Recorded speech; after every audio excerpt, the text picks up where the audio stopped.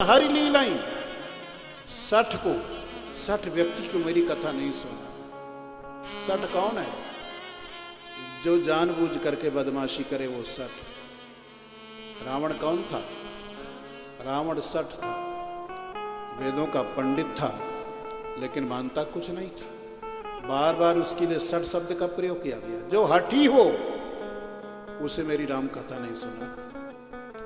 मन से ना सुने उसे भी मेरी राम कथा नहीं सुनाना। द्विज द्रोही ना सुनाइए कबहू, ब्राह्मण का द्रोही हो उसे नहीं सुनाना, चाहे इंद्र जैसा राजा क्यों ना हो। अगर ब्राह्मण से द्वेष करता है उसे मेरी राम कथा नहीं सुनाना। कितनी शर्तें!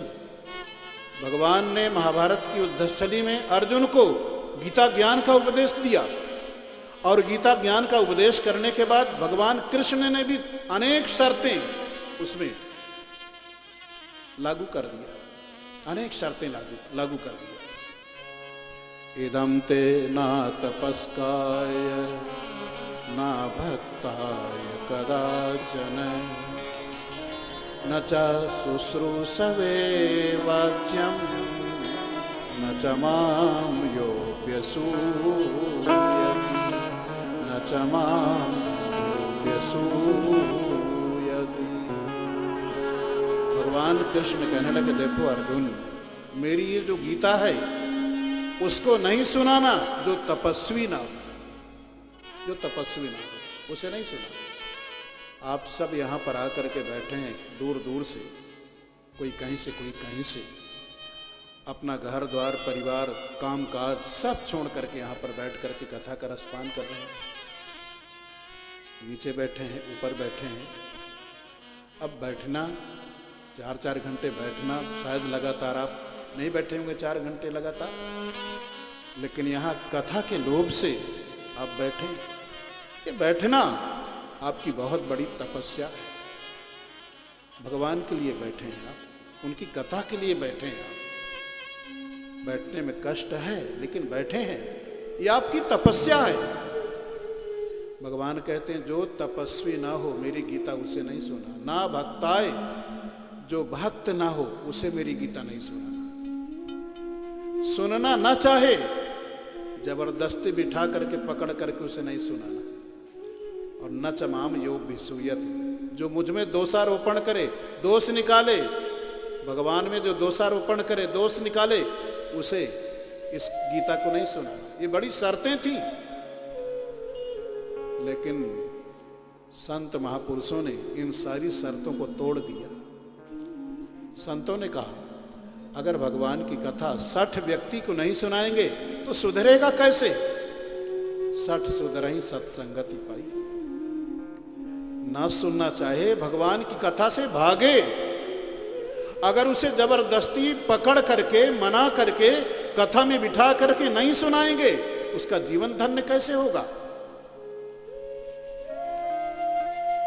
सारी शर्तें तोड़ दी और ये कथा सब सर्व सुलभ हो गई, सबके लिए सुलभ हो गई। बहुत दुर्लभ कथा। जैसे भगवती गंगा ब्रह्मा के कमंडलू में थी, कितनी दुर्लभ थी। कोई स्नान नहीं कर सकता था, कोई दर्शन नहीं कर सकता था, कोई आचमन नहीं कर सकता था, क्योंकि ब्रह्मा के कमंडलू में जो गंगा है वहां तक कौन पहुंचेगा? लेकिन महाराज भगीरथ ने उन्हीं गंगा को ब्रह्म कमंडलू से उतार करके पृथ्वी पर प्रवाहित कर दिया, तो सर्व सुलभ हो गई गंगा जी। कोई भी पापी हो, पुण्यात्मा हो, धर्मात्मा हो, अधर्मी हो, कोई भी भगवती गंगा में गोता लगा सकता है और अपने जीवन को धन्य बना सकता है। तो भगवान शंकर ने देखा ये तोता पक्षी मेरी इच्छा के बिना मेरी अमर कथा को सुन लिया। त्रिशूल लेकर के मारने को दौड़े, तोता पक्षी उड़ने लगा।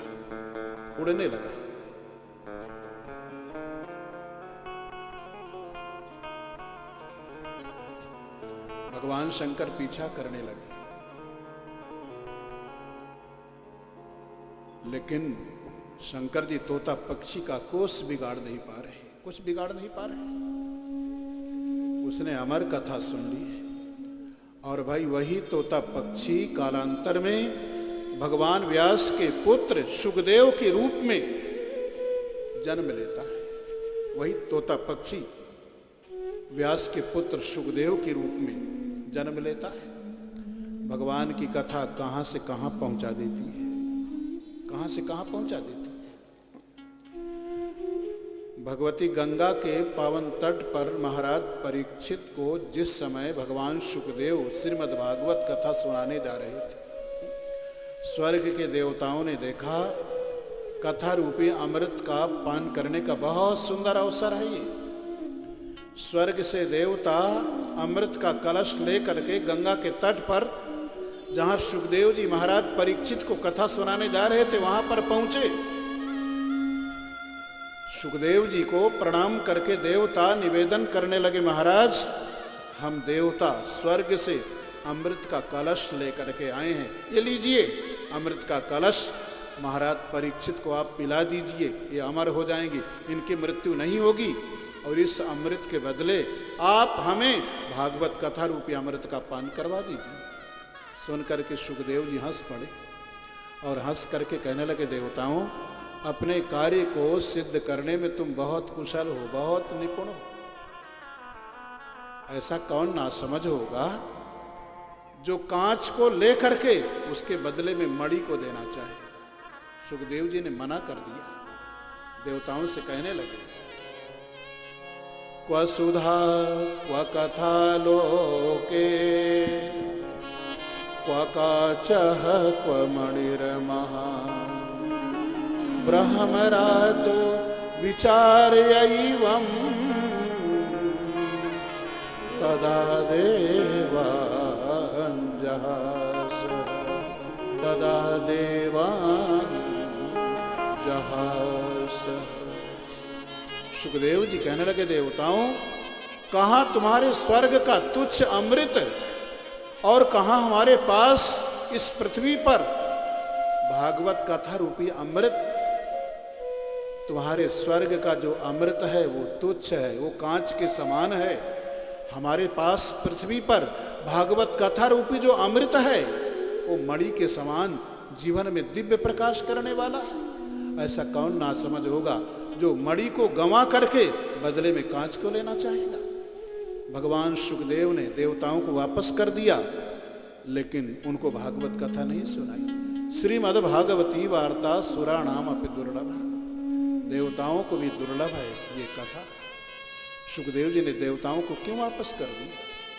इसलिए सुखदेव जी ने देखा ये देवता स्वर्ग में रह करके केवल भोग भोगने में लगे रहते हैं, केवल भोग भोगने में लगे रहते हैं, इसलिए ये कथा के अधिकारी नहीं है।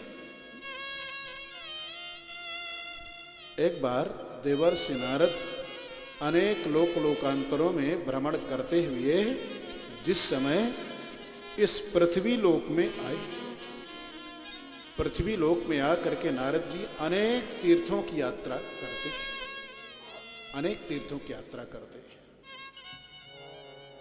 पुष्करम च प्रयागम च काशीं गोदावरीं तथा हरिक्षेत्रम कुरुक्षेत्रम श्रीरंगम सेतुबंधनम। नारद जी पृथ्वी पर आकर के अनेक तीर्थों की यात्रा करते हैं। पुष्कर, प्रयाग, काशी, गोदावरी, हरिद्वार, कुरुक्षेत्र, श्रीरंगम, अनेक तीर्थों में गए, लेकिन ना पश्यम कुत्रचित शर्म। नारद जी को किसी तीर्थ में कहीं भी जाने पर शांति नहीं मिली, क्योंकि नारद जी ने देखा तीर्थों में भी कलयुग का प्रभाव हो गया, और जहाँ कलयुग होता है वहाँ पर अधर्म होता ही है। कलयुग का मित्र है अधर्म। कलिना धर्म मित्र ने धैर्यम बाधिता धुना। इसलिए नारद जी ने देखा तीर्थों में भी शांति नहीं, आनंद नहीं। कहाँ लगा है, इतना तन्मय है कि इधर उधर खड़े क्यों, 3 घंटे से खड़े हैं सब। बोलिए गोविंद भगवान की।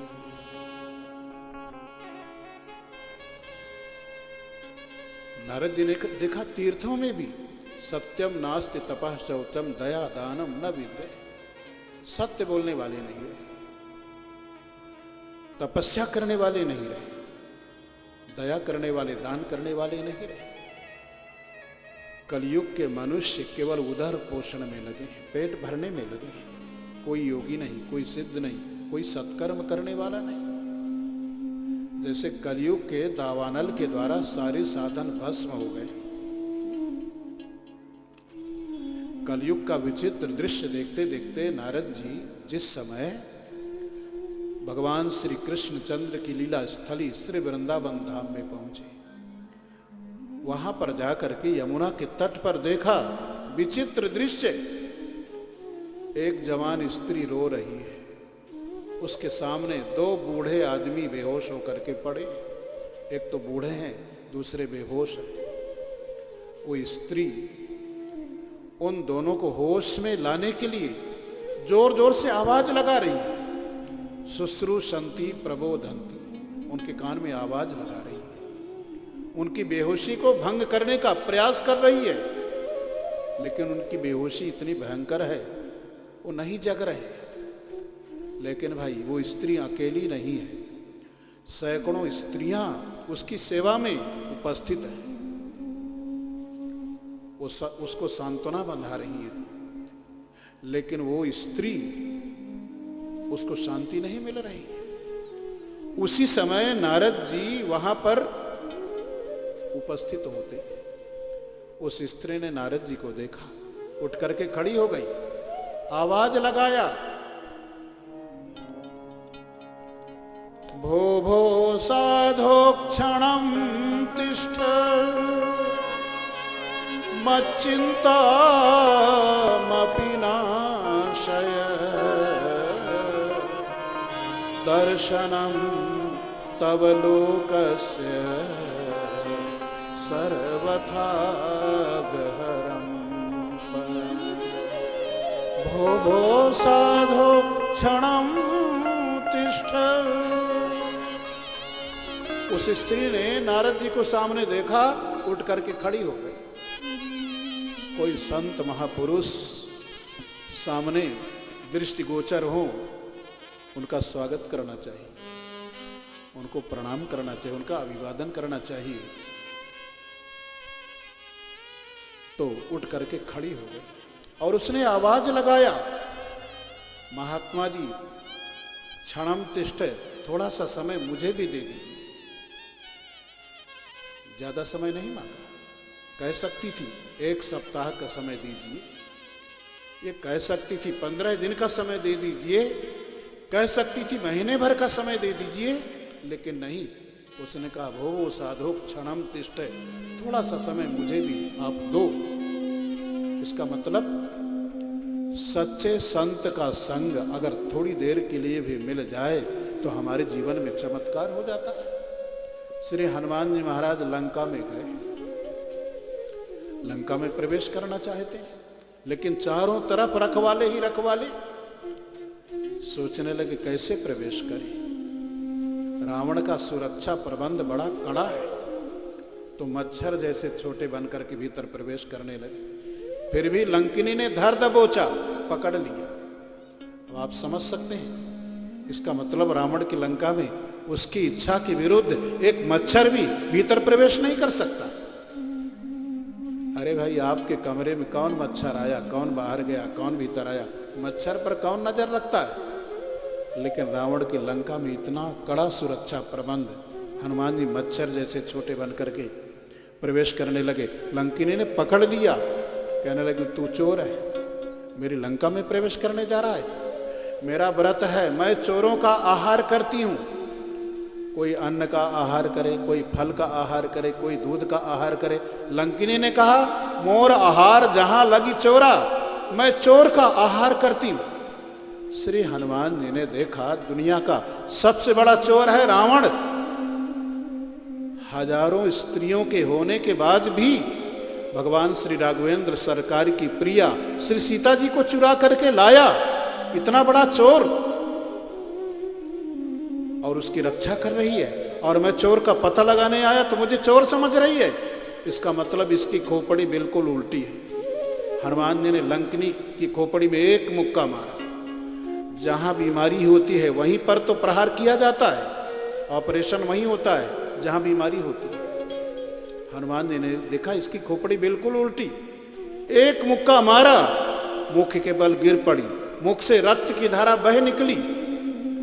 लंकनी उठ करके संभल करके खड़ी हुई, लेकिन भाई हाथ जोड़ करके खड़ी हुई, हाथ जोड़ करके खड़ी हुई। आपको कोई मुक्का मारे, आप गिर पड़े, रक्त की धारा बह निकले, तो हाथ जोड़ करके खड़े होंगे कि लाठी डंडा लेकर के खड़े होंगे? लेकिन हनुमान जी के मुक्के का चमत्कार देखिए, लंकनी के मुख से रक्त निकला, संभल करके खड़ी हुई, लेकिन हाथ जोड़ करके खड़ी हुई। उसका जीवन बदल गया, उसकी बोली बदल गई, उसकी भाषा बदल गई। अभी क्या कह रही थी, तू चोर है, और अब हाथ जोड़ करके खड़ी होकर के क्या कहती है? तात मोर अति पुण्य बहुता, तात मोर अति पुण्य बहुता, तात मोर अति पुण्य बहुता, तात मोर अति पुण्य बहुता। देखे नयन राम कर दूता, देखे नयन राम कर दूता, देखे नयन राम कर दूता, देखे नयन राम कर दूता।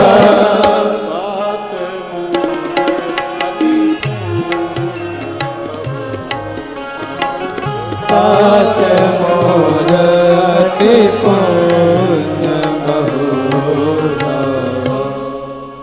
लंकनी हाथ जोड़ करके खड़ी होकर के कहने लगी, मेरा अहोभाग्य, परम सौभाग्य, आपके दर्शन हुए।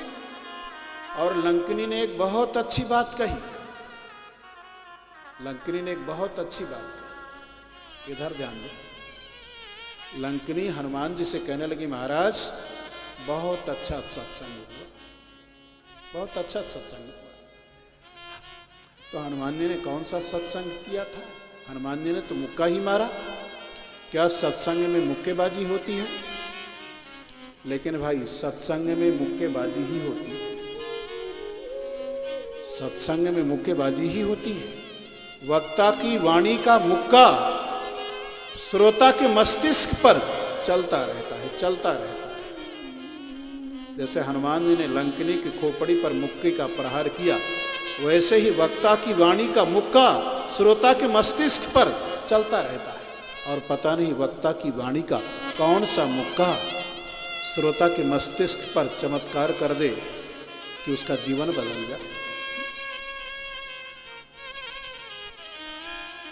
एक क्षण का सच्चे संत का संग मिले तो जीवन में चमत्कार होता है। उस स्त्री ने नारद जी से कहा, महाराज क्षणम तिष्ठ, थोड़ा समय मुझे भी दीजिए। आपका मुझे दर्शन हुआ, आपकी वाणी के द्वारा मुझे शांति मिलेगी। मेरे बड़े भाग्य कि आप जैसे संत के दर्शन हुए। दर्शनम तव लोकस्य सर्वथा गहरम परम। संत का दर्शन ऐसे ऐसे पापों को नष्ट कर देता है जिन पापों को भोगना ही पड़ता है। अघ जैसे पाप न हन्यते भोगम बिना इतियाघा, जो बिना भोगे नष्ट ना हो, ऐसे अघ जैसे भयंकर पाप को भी संत का दर्शन नष्ट कर देता है। नारद जी कहने लगे, देवी तुम्हारा परिचय क्या है? ये जो दोनों बूढ़े होकर के बेहोश होकर के पड़े हैं, ये कौन है? ये सैकड़ों स्त्रियां तुम्हारी सेवा में उपस्थित हैं, ये कौन है? वद देवी सविस्तारम स्वस्य दुखस्य कारणम, मेरे सामने अपने दुख का विस्तार से वर्णन करो। इस संसार में जीव के दुख को सुनने का समय केवल दो के पास में है, क्योंकि सब अपना दुख सुनाना चाहते हैं। संसार में तो सभी दुखी हैं, लेकिन अगर जीव के दुख को कोई सुनना चाहते हैं तो केवल दो, या तो संत या फिर भगवान। वो स्त्री नारद जी से कहने लगी, महाराज अहम भक्ति रीति ख्याता, मेरा नाम है भक्ति। अब देखिए साक्षात भक्ति महारानी के ऊपर संकट पड़ा है, वो रो रही है। संसार वाले के ऊपर संकट आता है तो भक्ति महारानी का आश्रय लेते हैं। भक्ति महारानी संसार के जीवों के संकट को समाप्त करती है, लेकिन आज साक्षात भक्ति महारानी के ऊपर संकट पड़ा है, वो रो रही हैं।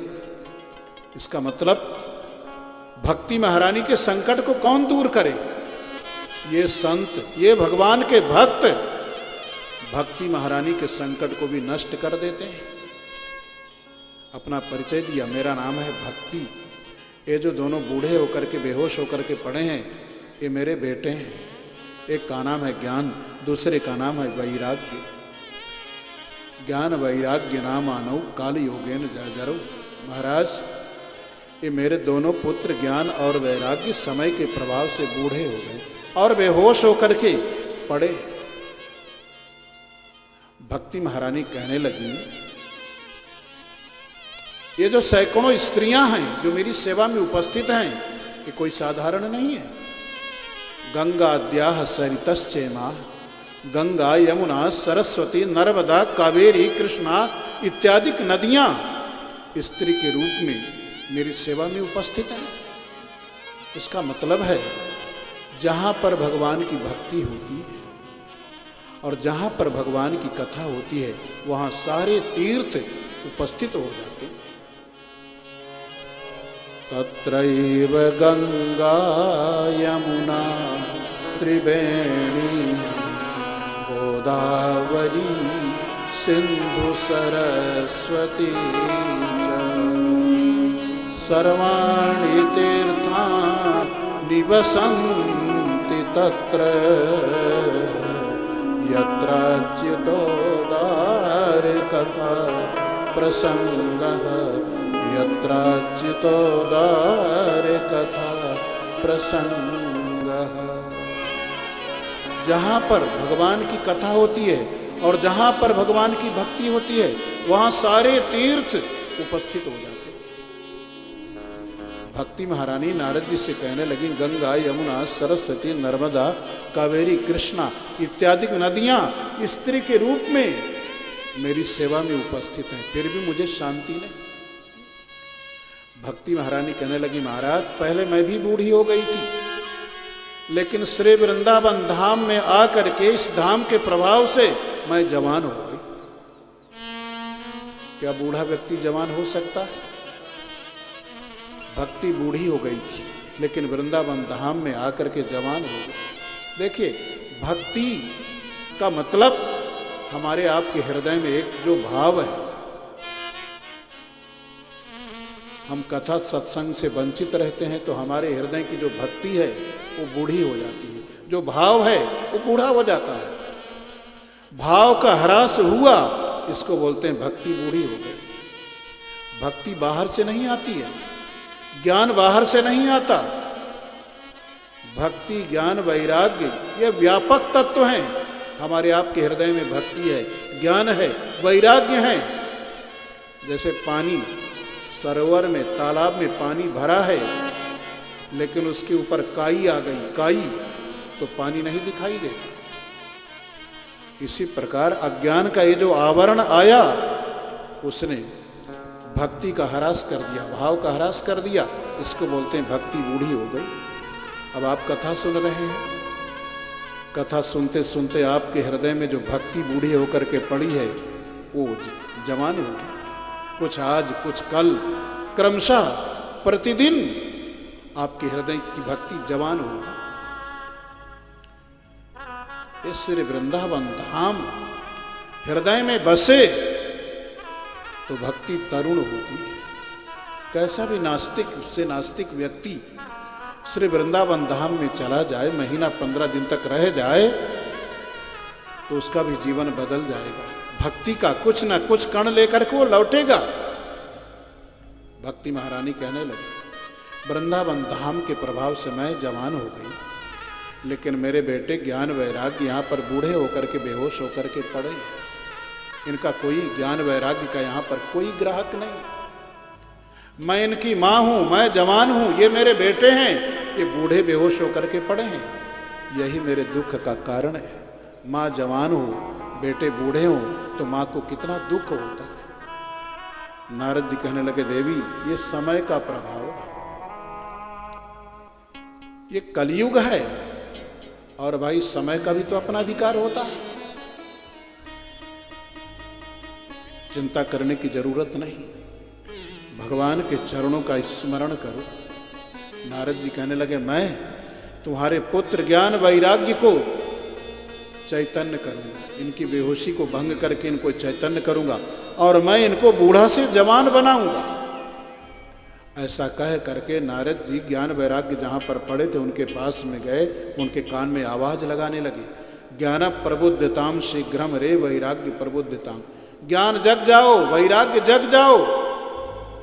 लेकिन ज्ञान वैराग्य पर कोई असर नहीं पड़ा।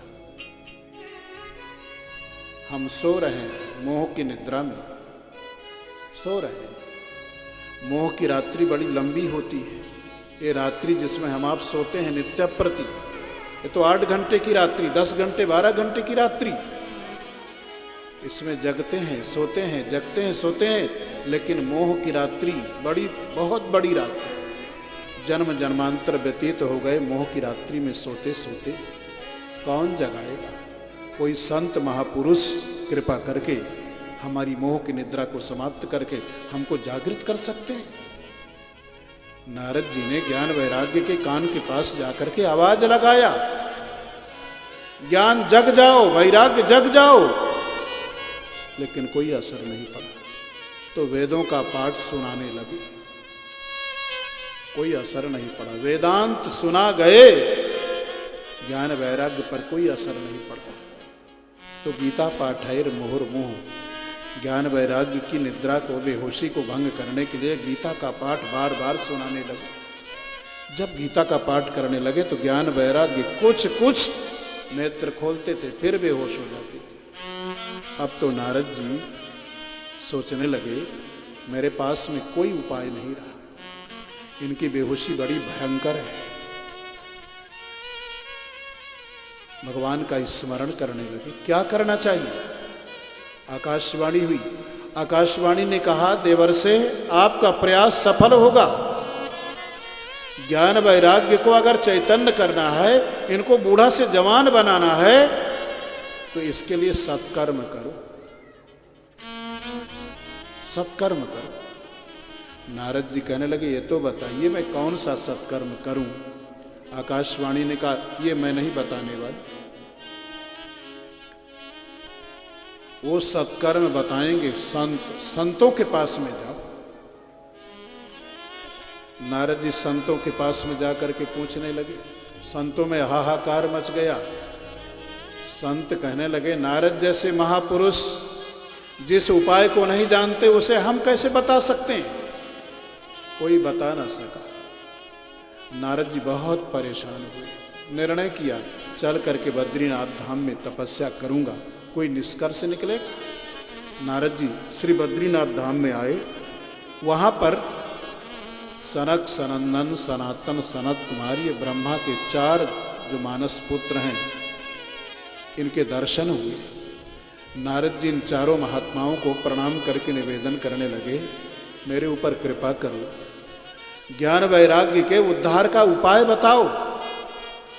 सनकादिक महापुरुष कहने लगे, नारद जी हमारे यहाँ ऋषि मुनियों ने अनेक प्रकार के मार्ग बताए हैं। द्रव्य यज्ञास, तपो यज्ञाः, योग यज्ञास तथा परे स्वाध्याय ज्ञान यज्ञाश्चा ते तु कर्म विसूचका। अनेक प्रकार के यज्ञ बताए। अग्नि कुंड में अनेक प्रकार की सामग्रियों की आहुति देना, इसको द्रव्य यज्ञ बोलते हैं। तपस्या करना, ये तपो यज्ञ है, योग साधना करना योग यज्ञ है, किसी अच्छे ग्रंथ का अध्ययन करना स्वाध्याय यज्ञ है। लेकिन सर्वस्व